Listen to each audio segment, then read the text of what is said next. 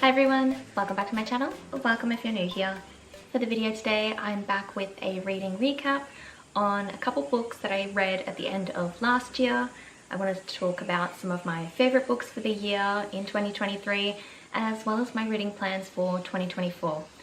I guess I'm going to begin with the reading recaps first.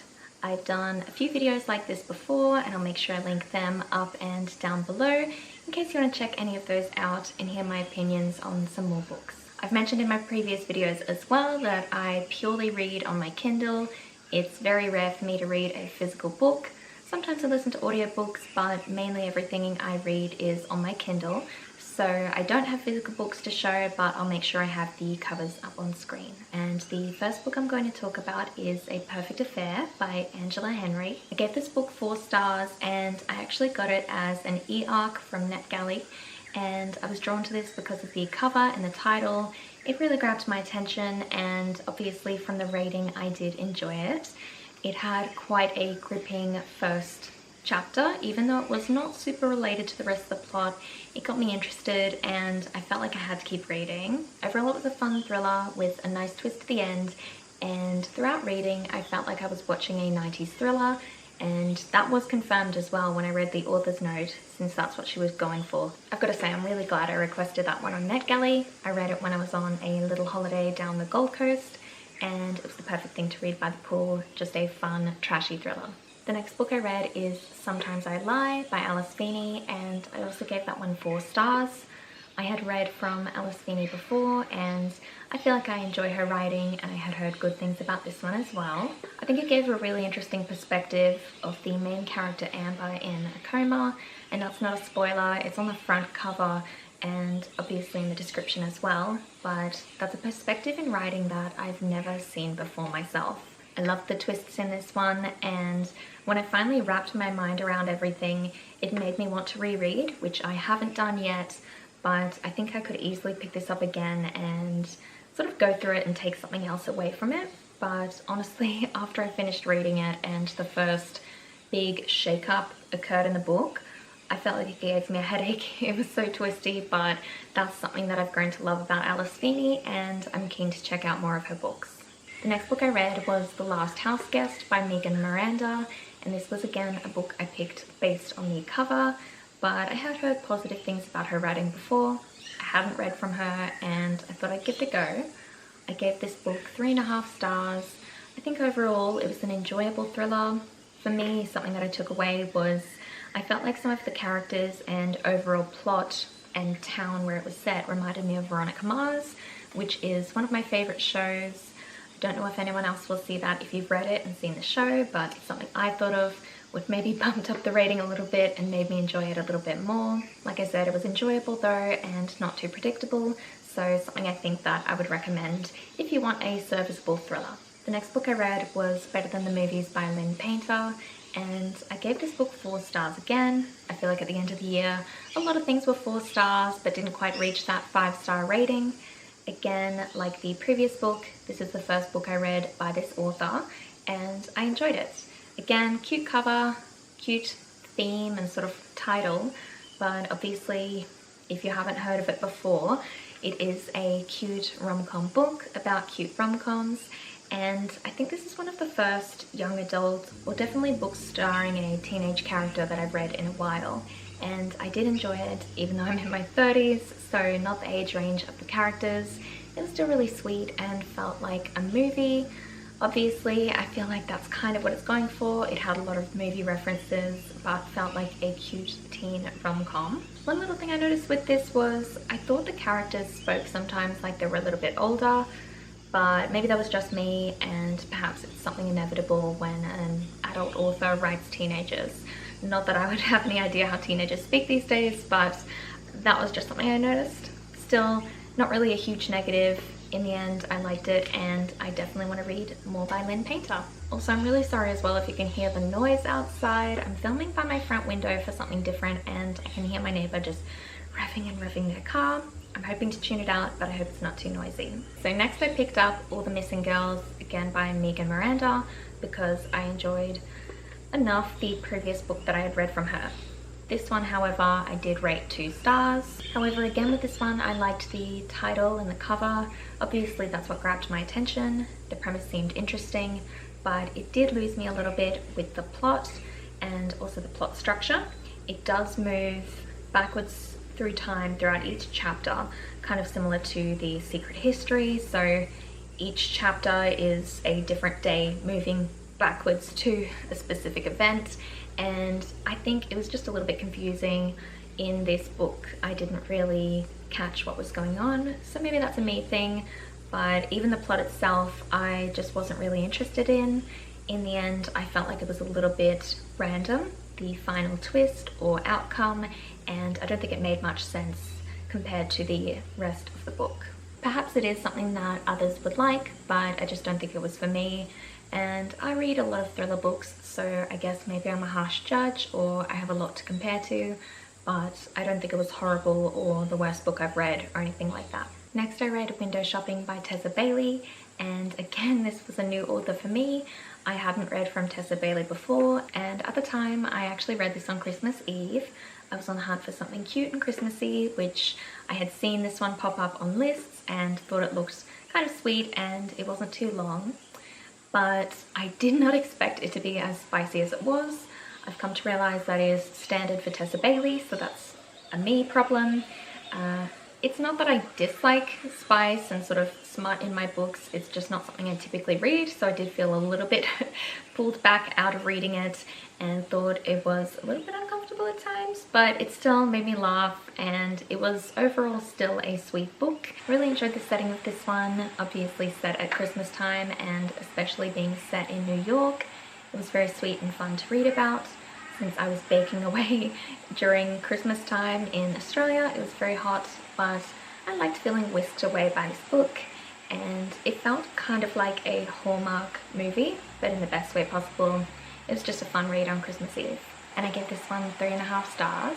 The next book I read is None of This Is True by Lisa Jewell, and I gave this book 4.5 stars, which I think is pretty good, especially since the last time I read from Lisa Jewell, it was actually a DNF, but this one, None of This Is True, I absolutely loved. I had heard so many good things about it, and it was still a slightly newer release. When I heard about the format of the book, I decided I wanted to try this as an audiobook, and I have no regrets. I think being set up in a podcast format with references to a Netflix show, I think it was really enjoyable to have as an audiobook because I heard all of the different voices and sound effects. It really was an effective audiobook, and I still really love the plot. I could see this one being made into a movie or a show, and I think it would be very enjoyable. But overall, this was, I think, probably the highest rated out of all the recent books that I've just mentioned, and it makes me feel like I could read from Lisa Jewell again. I feel like I'm not having the best luck with noises today. Now it's raining, but at the very least it's a lot less grating and annoying than car sounds. I don't know if you can hear the rain, but it feels kind of calming for me, so I hope it has the same effect. Anyway, I am done with the recaps for last year, but really quickly wanted to list some of my favourite books that I read last year, and this is in no particular order. I wanted to pick 5, but I couldn't narrow it down. I've got 6, and I will mention as well, most of these were new releases last year, but I think there are 2 of them that are slightly older. Not by much, but they're books that I read last year, so I'm calling them my favourites for 2023. And again, I don't have a specific order here, it's just all of my favourites. So I'm going to just work down the list. Also, maybe it goes without saying, but these are all 5-star picks for me, and they're probably scattered throughout all of the different videos I did last year reading, but check out my Goodreads if you want to see a specific review. Now, the first one I wanted to mention is Pretty Girls by Karen Slaughter. I think this was the first Karen Slaughter book I'd read, and I had heard really good things. I'm not going to go into too much of a review here because I've done that already, but this one was so shocking, and I could see it as a movie, even though I think some scenes would be really hard to make or recreate in movie form, possibly not make it to screen. But I enjoyed this so much, even though it was very dark.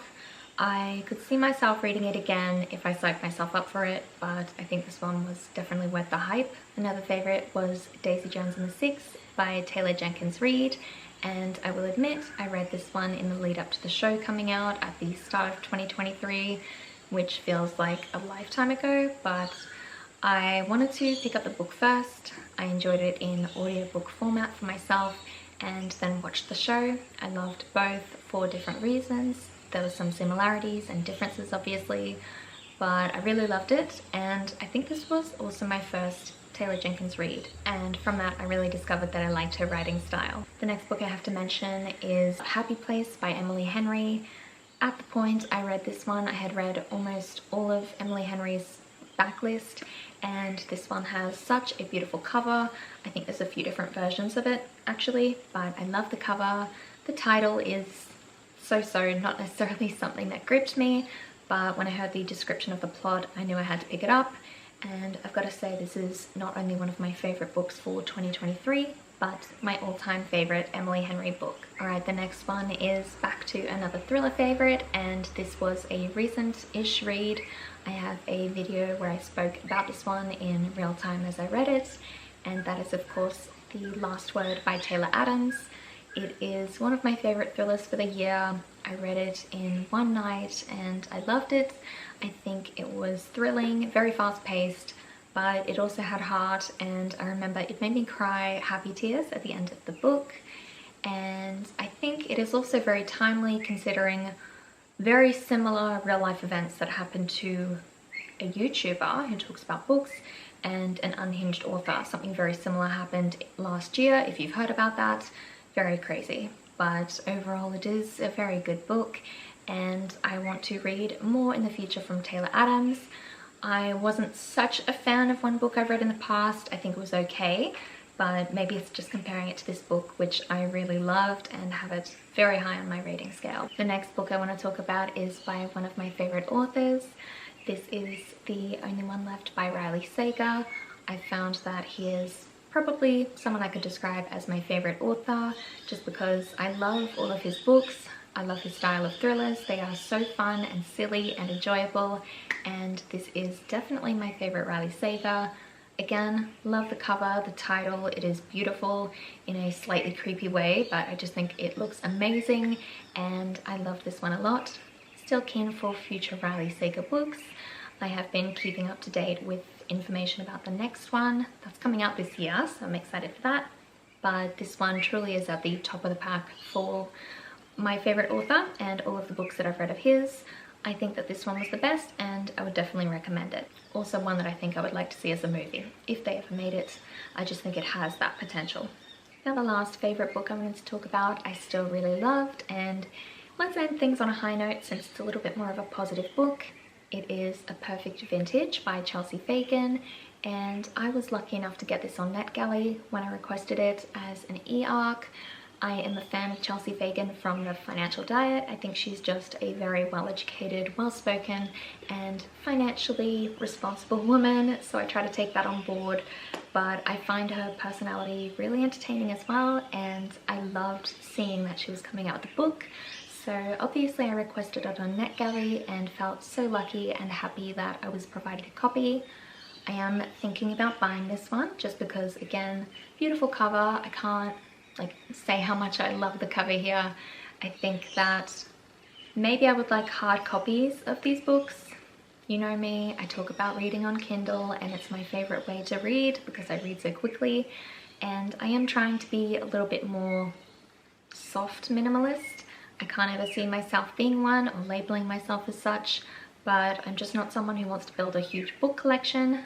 But perhaps it would be okay if I collected some of my favorite books. Maybe as an idea I could do that, and then I could lend them to people and things like that, and annotate and do all of those fun things, but I'm getting sidetracked. Point of the matter is, it is a beautiful cover, and I would be very interested if she writes anything in the future, but I love this, and definitely something I could see myself reading again on holiday when the mood strikes. But now that is it for all of my recaps for 2023 in terms of the final books I read and my favorites. I just wanted to finish up here by saying something that I did mention in my previous video, but I tried not to go on too long about it. Basically, I wanted to say that this year my reading goal is 75 books, which I think is achievable.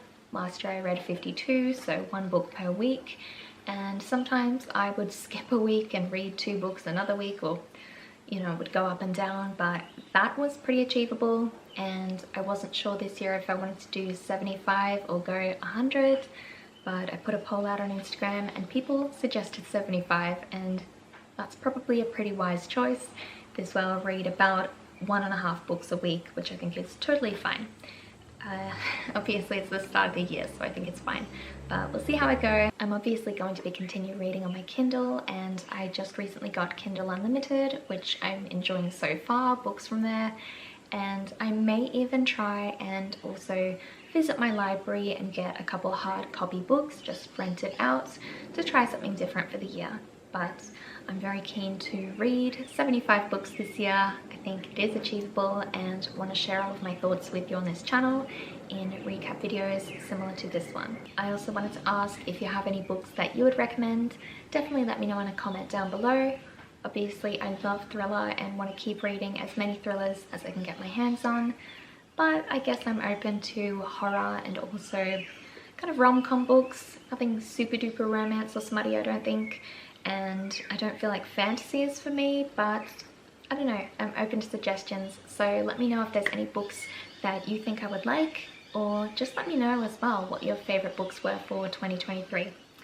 But with that, I'll be wrapping up the video here. So before I go, I just wanted to thank you so much for watching.